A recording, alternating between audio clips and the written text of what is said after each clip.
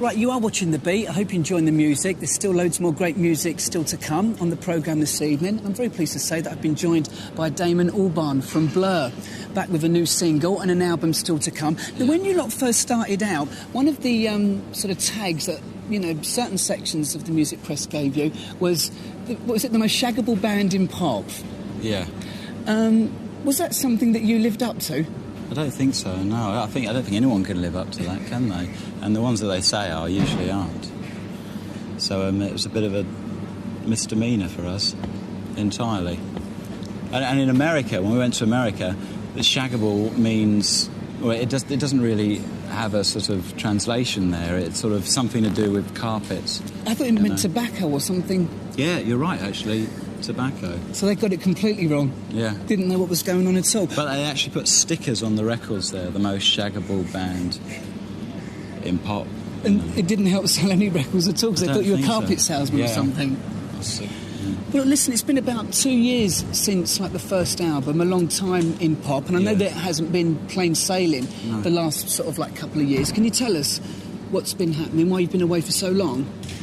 Well, I mean, to start off, we went around the world twice, and we spent a lot of time in America, and we had a lot of problems when we got back.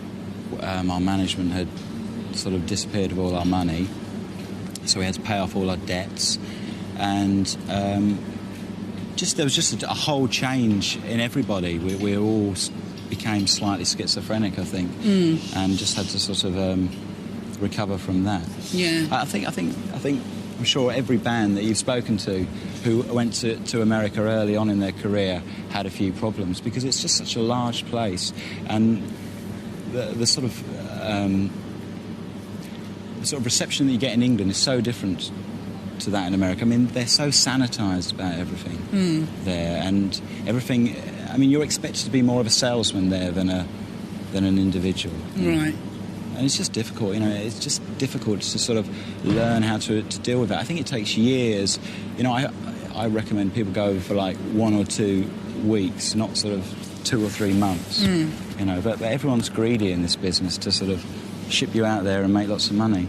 Well, you talked about some problems there. Do you kind of sort of like feel that perhaps, you know, you should have known a little bit more before you were signing contracts, or was it a mistake that you've got to make to learn? Yeah, I mean, we signed our deal after 8 gigs, you know, and then within 6 months we were on top of the pops. So, I mean, we didn't really have time to do anything properly or learn at all, you know, and we've done all our learning since then. And it all happened very, very easily for you, didn't it? Like you said, I mean, you know, you got a deal very, very quickly. The second single went top 10, I think. I mean, do you feel in some respects that perhaps it happened too easy?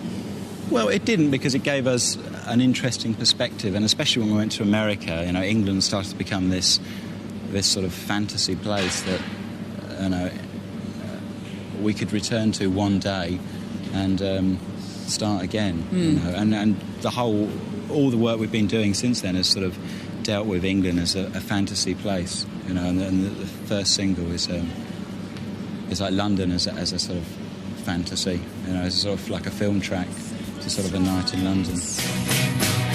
But we're lost on the west way, and so we hold each other tightly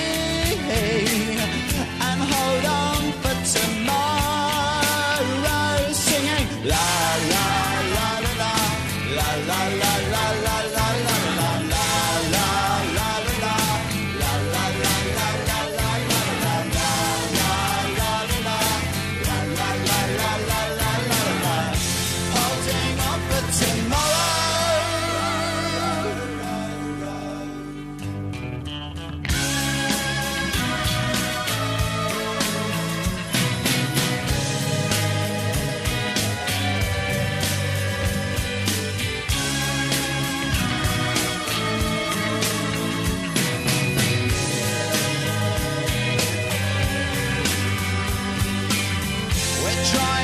to be sick again and holding on for tomorrow. She's a 20th century girl, hanging on for dear life,